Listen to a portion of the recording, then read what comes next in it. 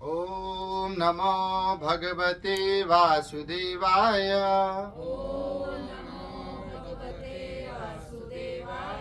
ओम नमो भगवते वासुदेवाय।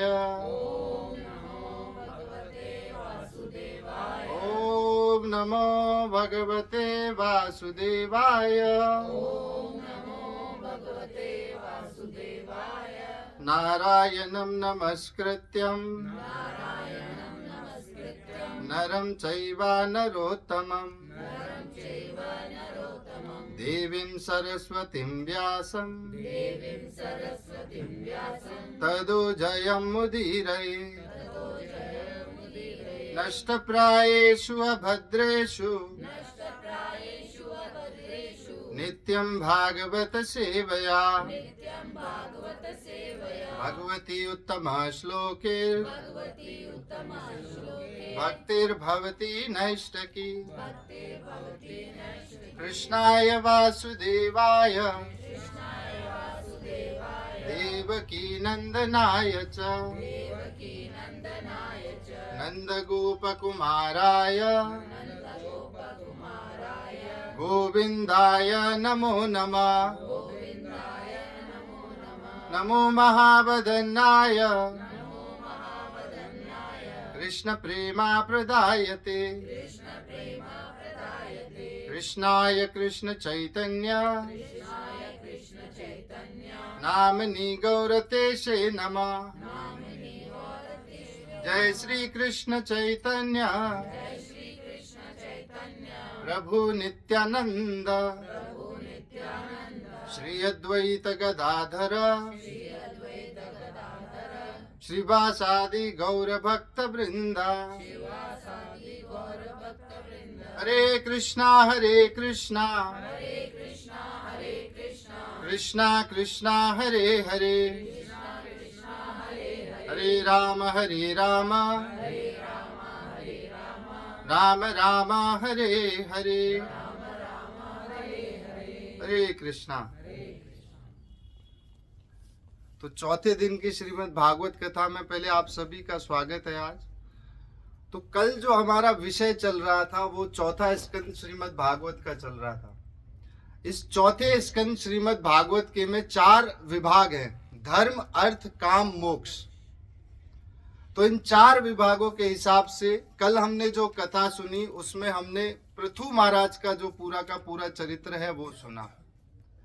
तो ये 7 अध्यायों में प्रारंभ के में सप्ततंतु दक्ष के यज्ञ का वर्णन है। आगे के 5 अध्यायों में का जो अर्थ कैसे पूरा होता है उसके विभाग में ध्रुव महाराज का अर्थार्थी भक्ति का वर्णन हुआ। और आगे के 11 अध्यायों में कर्मेंद्रियां कर्म काम किस प्रकार इंद्रियों के द्वारा इसकी पूर्ति होती है उसका वर्णन है। 5 ज्ञानेंद्रियां, 5 कर्मेंद्रियां और 1 मन। और अंतिम के जो 8 अध्याय हैं इसमें 4 अध्यायों में निर्गुण तत्व से प्राचीन वहित को नारद जी पुरंजन उपाख्यान सुनाते हैं और आगे के 4 अध्यायों में प्रचेताओं को सगुण तत्व से नारद जी का उपदेश है। तो इस प्रकार ये जो अध्याय है ये समाप्त होता है। इसमें 31 अध्याय हैं कुल मिलाकर। तो 7, 5, 12, 11, 23 और 4, 27, 4, 31। आगे 5वां स्कंद प्रारंभ होगा, उसका वर्णन अभी करेंगे। पहले हम सुनते हैं नारद जी के मुख से जो पुरंजन उपाख्यान है उसका वर्णन और श्रवण करते हैं। तो पुर कहते हैं नगर को, जैसे कानपुर, उदयपुर, भरतपुर। तो पुर हो गया नगर और इसमें जो रंजन करे उसका नाम है पुरंजन। तो एक राजा था पुरंजन। ये पुरंजन राजा बहुत से वर्षों का भ्रमण करता हुआ जब भारतवर्ष में आया तो यहां इसे एक बहुत सुंदर कन्या दिखी। इस कन्या का नाम है पुरंजनी। इस पुरंजनी के 5 फन वाला एक सांप रक्षा करता था और 11 जो सैनिक है वो इसके अंग रक्षक थे और पीछे असंख्य सेना आ रही थी। और ऐसा लिखा है कि इस पुरंजन के साथ एक अज्ञात मित्र रहता था जो पुरंजन को तो जानता था परंतु पुरंजन उससे अवगत नहीं था। और ये जो अज्ञात मित्र है ये पुरंजन के साथ रहेगा। तो ये है इसका जो पुरंजन उपाख्यान है इसका पहला खंड। ये क्या है? पुर हो गया नगर, रंजन इसमें जो रंजन करता है। तो भगवत गीता में भी हमारे आता है नव द्वारे पुरे देही। ये हमारा जो 9 जो द्वारों का शरीर है, इसमें 9 द्वार है, 2 कान, 2 आंख, 2 नाक, 1 मुख और 2 मल और मूत्र त्यागने के। तो ये 9 द्वारों का जो शरीर है ये है आत्मा। और ये आत्मा जब इस भारतवर्ष में आती है, और भारतवर्ष है कर्म भूमि, तो ये आत्मा जब इस भारत भूमि पर आती है, इस कर्म भूमि में आती है, तो इसे जो स्त्री पुरंजनी मिली है ये है बुद्धि। ये हमारी जो बुद्धि है ये पुरंजनी। और 5 फन वाला जो सांप है ये 5 प्राण है। इसको कहते हैं प्राण, अपान, उदान, व्यान, समान। ये 5 प्राण है जो इस शरीर की रक्षा करते हैं, बुद्धि की। और ये मरने के बाद तक भी चलते हैं हमारे साथ ही। ये 5 प्राण सदैव हमारे साथ रहते हैं।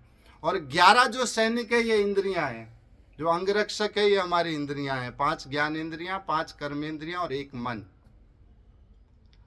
और जो असंख्य सैनिक पीछे आ रहे हैं, सेना आ रही है, ये है हमारी इच्छाएं, वासनाएं।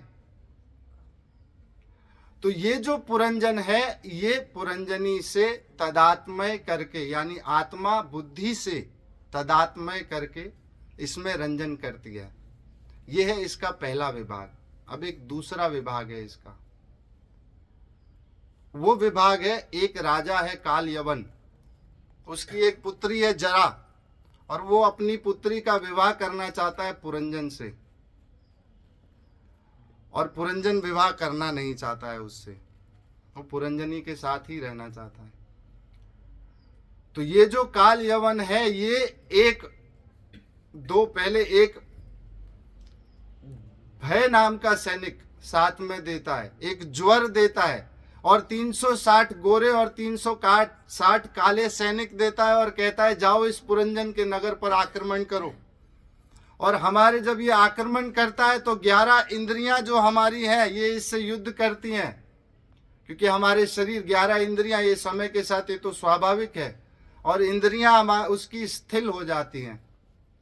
और स्थिर हो जाने के बाद जो ज्वर है अंत में वो आता है, और फिर भय नामक सैनिक उस पर वार करते हैं, और इससे क्या होता है, पुरंजन का शरीर छूट जाता है। तो ये क्या है? काल यवन है, काल समय जो सबके पीछे लगा हुआ है। जरा है बुढ़ापा जो सबसे आलिंगन करना चाहता है। कोई ऐसा नहीं है जो बुढ़ापे से बच पाएगा। तो ये हर किसी से आलिंगन करना चाहता है बुढ़ापा। और 360 सैनिक काले और गोरे दिन और रात हैं, जो समय के अनुसार बीतते ही चले जा रहे हैं। और ज्वर जो अंतिम समय में आता है, बुखार और भय जो हमें लगता है, अब पुरंजन का शरीर छूट जाता है। अब पुरंजन अगले जन्म में बन जाता है स्त्री। ऐसे भागवत में लिखा है जितने जो पुरुष हैं आज हैं ये सब मरकर स्त्री बनते हैं, और जितने स्त्री हैं ये मरकर पुरुष बनते हैं वापस। तो ये पुरंजन जो है ये बन जाता है क्या, दूसरे जन्म में स्त्री विदर्भी। और ये विवाह कर लेता है, एक मलिया ध्वज नाम के राजा से विवाह करती है।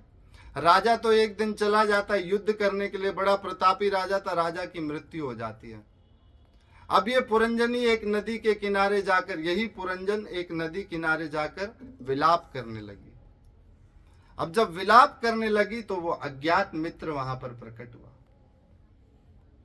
और वो अज्ञात मित्र जब प्रकट हुआ तो वो कहता है कि तुम इस रंजन में, तुम इस भोग में, इस अपनी आसक्ति में, मोह में इतने डूबे हुए हो, तुम हर विषय को, संसार की को देखते हो, तुमने कभी मुड़कर मुझे क्यों नहीं देखा? मैं परमात्मा हूं जो तुम्हारे साथ सदैव रहता हूं, तुमने मुझे क्यों नहीं मुड़कर देखा कभी? और तुम इस भोग के जो जीवन है इसमें व्यतीत होते जा रहे हो। क्योंकि ये प्राचीन वहित को सुनाया था, और प्राचीन वहित क्या थे? एक कर्मठ राजा थे जो सिर्फ यज्ञ करते थे। कहते थे प्राचीन वहित राजा इतने यज्ञ करते थे कि धरती पर अगर कुछ घास अगर उनके यज्ञों की बिछा दो तो पूरी धरती कुछ घास से ढक जाए। इतने यज्ञ और कर्मठ राजा थे। किसी ने, ब्रह्मा जी ने जाके नारद जी से कहा इससे जाके पूछो तो सही ये यज्ञ कर क्यों रहा है। और यहां जब नारद जी आके इससे पूछते यज्ञ क्यों कर रहे हो, तो कहता मुझे नहीं पता, पुरोहित बोलते हैं मैं यज्ञ करता हूं। तो ये प्राचीन वैद को जब नारद जी ने उपाख्यान सुनाया और कहते हैं फिर परमात्मा कि तुम मुझे क्यों नहीं देखते हो, तुम मेरी तरफ नजर क्यों नहीं देखते हो, मैं तुम्हारे साथ सदैव रहता हूं और मैं तुम्हारे साथ इस जीवन में और दूसरे जीवन में भी जाऊंगा। ये जब सुना और प्राचीन वैद का जब ये इससे नारद जी के इस पुरंजन उपाख्यान से, क्योंकि एक हमारे कथा सुनाते हैं हम कभी ना, हमारे भक्त जो है वो ड्रामा कर कर दिखाते हैं। एक राजा होता है, उसकी 4 पत्नियां होती हैं, एक काया, एक कामिनी, एक कंचन और एक करुणा। तो जो पहली पत्नी है राजा की, जो काया है, उससे तो राजा बहुत प्रेम करता है और कंचन को सजाता है, उससे मिलता है, जाता है। और जो कामिनी है, इसे राजा थोड़ा बहुत प्रेम संबंध रखता है, मिलता जुलता है, परंतु करुणा है जो, इससे कभी मुलाकात नहीं करता है। तो एक बार जब इस राजा का शरीर छूटने लगा, राजा का जब ये शरीर छूटने लगा तो भय के कारण जब बुलाता है कंचन, कामिनी, करुण, कोई तो आओ मेरे पास, काया। तो काया के पास पहले जाता है। काया कहती है मैं तो आपके साथ नहीं जा सकती, बिल्कुल नहीं जा सकती आपके साथ राजा। फिर कामिनी से पूछता है, पहले कंचन से पूछता है कि तुम चलोगी, कहते हैं नहीं महाराज, मैं तो आपके जाने के बाद किसी और से ही विवाह कर लूंगी। फिर जब कामिनी के पास जाता है तो कामिनी कहती है मैं तो बस आपके साथ थोड़ा बहुत समय रह सकती हूँ, परंतु ज्यादा नहीं रह पाऊंगी आपके साथ राजा, लेकिन आपके साथ नहीं चल पाऊंगी मैं, मेरा और आपका साथ इतना ही था।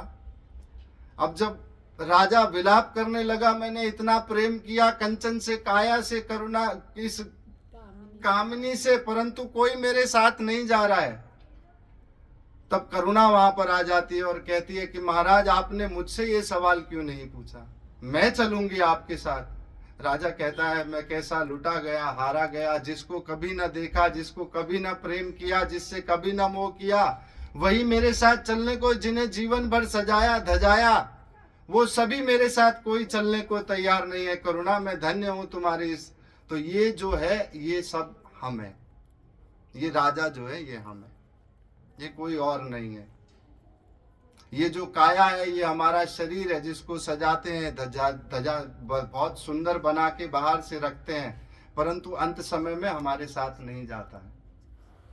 और ये जो कंचन है ये धन है, ये मरने के बाद ये किसी और से विवाह कर लेगा, ये किसी और का हो जाएगा। फिर कामिनी है, ये हमारे रिश्तेदार, बंधु, मित्र हैं, जो ज्यादा से ज्यादा शमशान तक हमारे साथ चलेंगे, उससे ज्यादा नहीं जाएंगे। और ये जो करुणा है ये परमात्मा है, ये सदैव हमारे साथ रहता है। तो इस पुरंजन उपाख्यान से प्राचीन वहित का जो इस उपदेश से जो उनका कल्याण हुआ और प्राचीन वहित आगे फिर तपस्या करने के लिए चले गए। इसमें ही आगे फिर वर्णन आता है, जो ये निर्गुण तत्व से किया है, फिर सगुण तत्व से जो वर्णन आता है उसमें प्रचेताओं का वर्णन आता है। आपने कल सुना कि जब प्रचेता 10 प्रचेता हैं, ये 10 प्रचेता जब नारायण सरोवर पर तपस्या करने के लिए चले गए तो रुद्र नारायण सरोवर से प्रकट हुए, रुद्र गीत सुनाया, विष्णु का मंत्र दिया इनको और ये तपस्या करने लगे। जब तपस्या करने लगे तो तपस्या करते करते फिर अंत में जब भगवान विष्णु गरुड़ आरूढ़ होकर उनके पास आए और उनको कहा कि अब आप जाइए और आपका जो राज है वो अब खाली पड़ा है, आपके जो पिताजी थे वो तो आगे तपस्या करने के लिए वानप्रस्थ लेकर चले गए और आपके राज में अब कोई और राज नहीं कर रहा है, आप जाओ और राज करो। और ये प्रचेता अब आ गए वापस राज करने के लिए। तो ये जो प्रचेता राज करने के लिए आए, पहले तो राज करने के लिए आए तो सारा का सारा बिना राजा के सब जंगल था वहां पर। कोई स्थान ऐसा नहीं था जहां जंगल ही जंगल, सब जगह जंगल। इनको क्रोध आ गया। अब आप देखो, भगवान रुद्र से मंत्र प्राप्त करके आए और विष्णु भगवान का दर्शन हुआ है, फिर भी क्रोध आ गया। और क्रोध आया, उनकी इस क्रोध अग्नि से सारी वनस्पतियां, पेड़ पौधे सब जलने लगे, सब आग में जलने लगे। तब वहां पर वनस्पतियों के जो देवता है चंद्रमा, वो वहां प्रकट हुए। और चंद्रमा कहते हैं, प्रचेताओं, ये जो वनस्पति है ये भी तुम्हारी प्रजा है, इसका भी भरण पोषण आप ही को करना है, इसे आप जलाओ मत। अब आप एक काम करो, ये जो वनस्पतियों की परम लोचा पुत्री है मृषा, आप इनसे विवाह कर लो। तो ये 10 प्रचेता एक पुत्री मृषा से, वनस्पतियों से विवाह करते। द्रौपदी ने तो फिर भी 5 से किया था, ये परम लोचा मृषा 10 प्रचेताओं से विवाह करती है। अब ये आगे, और इसको भगवान ने पहले ही कहा था प्रचेताओं को कि आपके जो आगे जन्म होगा, जो दक्ष बकरे का सर लगने के कारण, जो लज्जा के कारण उसने शरीर छोड़ दिया था, वह प्रचेताओं, वो दक्ष अब आपके घर में आगे जन्म लेगा। तो इनके घर में दक्ष का जन्म होगा, जिसका वर्णन 6ठे स्कंद में आएगा। अभी जब क्षत्रिय दक्ष होंगे, ये प्रचेताओं के यहाँ क्षत्रिय, तो ये जब राज करने लगे प्रचेता, तो यहाँ पर फिर से नारद जी आ गए।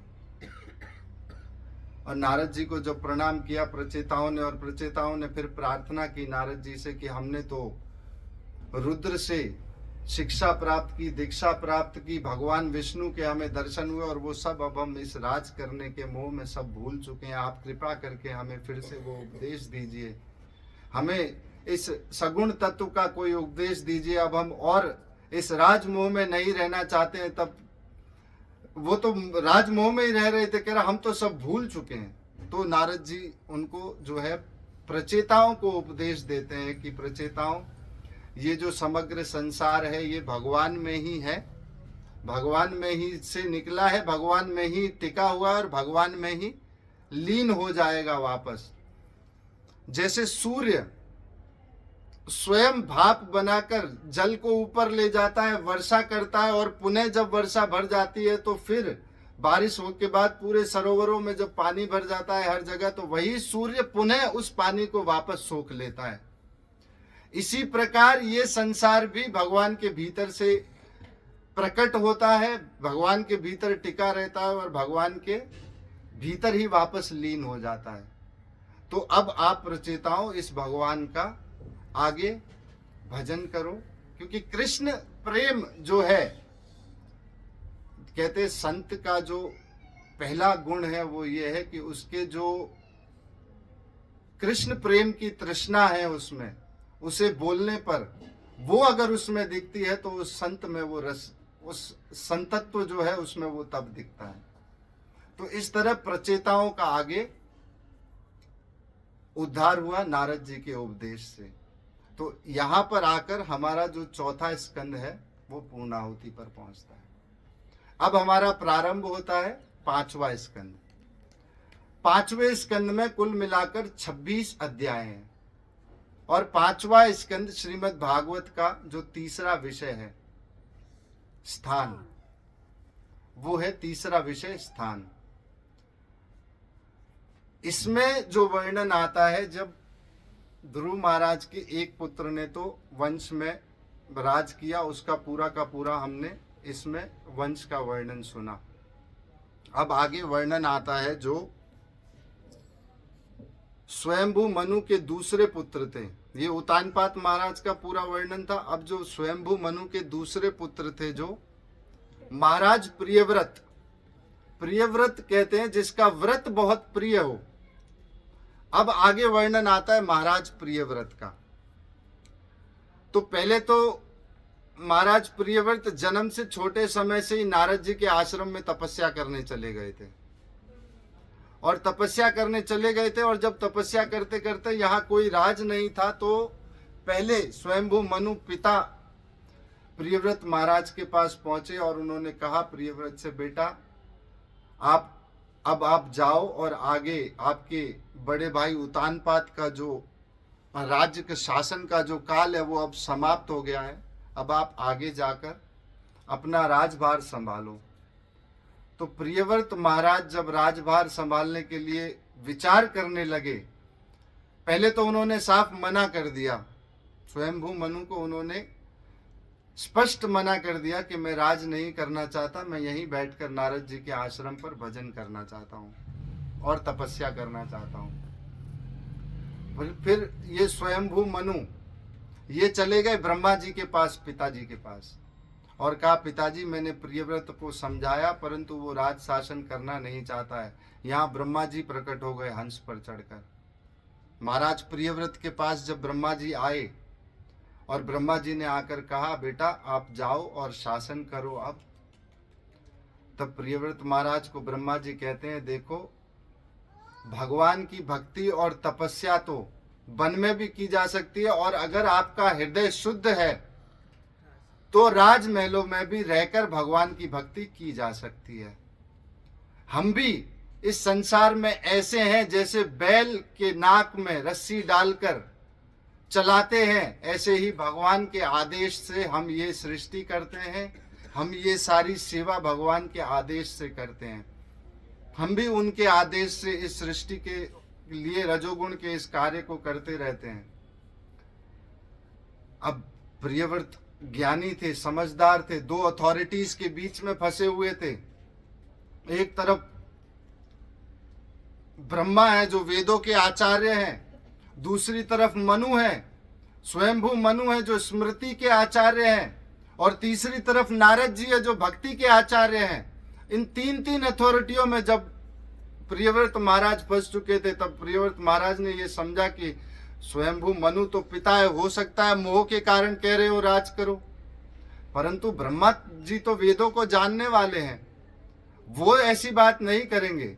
तो प्रियव्रत महाराज ने आकर इसे स्वीकार किया। जब राज शासन करने लगे तो कहते हैं प्रियव्रत महाराज ने, इनकी पत्नी रही मेरे ख्याल से प्रियव्रत महाराज की बृहस्मति, दो पत्नियां थी इनकी, एक बृहस्मति रही इनकी पत्नी, एक पत्नी से दूसरी से तो तीन पुत्र हुए जो तीनों ही मनु बने, एक तामस बने, एक चाक्षुष बने, ऐसे तीनों ही पुत्र इनके मनु थे आगे आने वाले मनवंतरों में। और दूसरे से इनके पुत्र हुए अग्निधर। तो यहाँ महाराज ने कहते हैं जब प्रियव्रत महाराज में इतना तपोबल, इतनी भक्ति और इतनी शक्ति थी उनकी भक्ति में कि उन्होंने दिन को रात में बदल दिया, सूर्य की गति के बराबर अपने रथ को चलाया, और उस रथ के दबाव से 7 तरह के रस के समुद्र प्रकट किए। इन 7 द्वीप बने इससे, और इन 7 द्वीपों के नाम आपने कभी सुने हैं?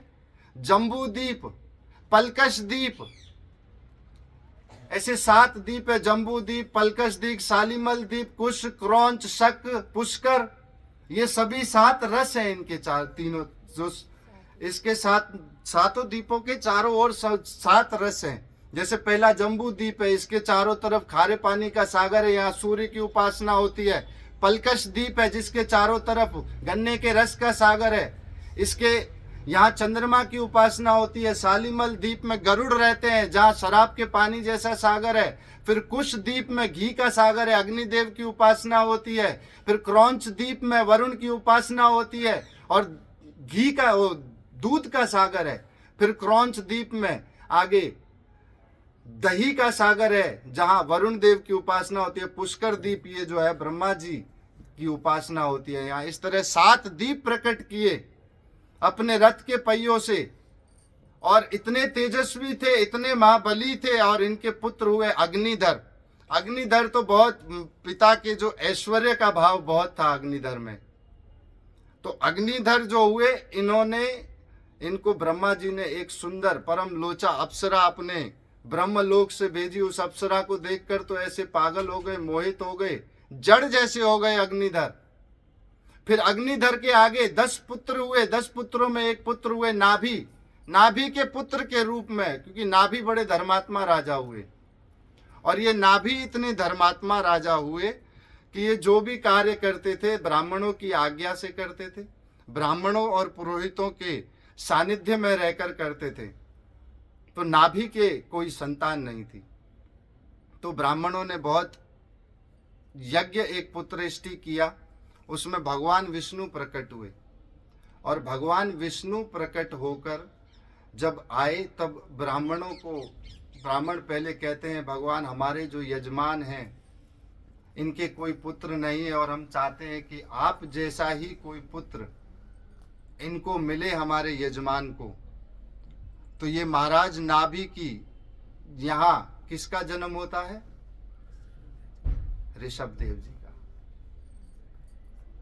और ऋषभ देव कहते हैं ऋषेण भाति ज्ञानेन इति ऋषभ, जिसके नाम में ही ज्ञान की आभा प्रकट हो जाती है उसे ऋषभ कहते हैं।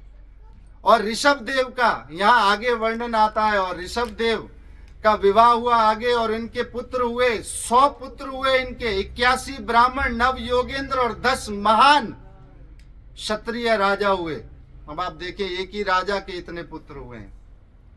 तो यहाँ ऋषभ देव जी का वर्णन आया जिसमें भरत इनके एक पुत्र हुए, जिसके नाम से हमारा जो भारत वर्ष इसका नाम पड़ा है। इससे पहले अजनाब वर्ष था भारत का नाम। तो ये भरत इनका नाम, इसमें भरत का आगे फिर जो है ऋषभ देव जी को भरत को जो आगे शिक्षाएं देंगे उसका वर्णन आगे आएगा। तो मैं तो यहाँ वाणी को विराम देता हूँ, आगे पिताजी करेंगे कथा को।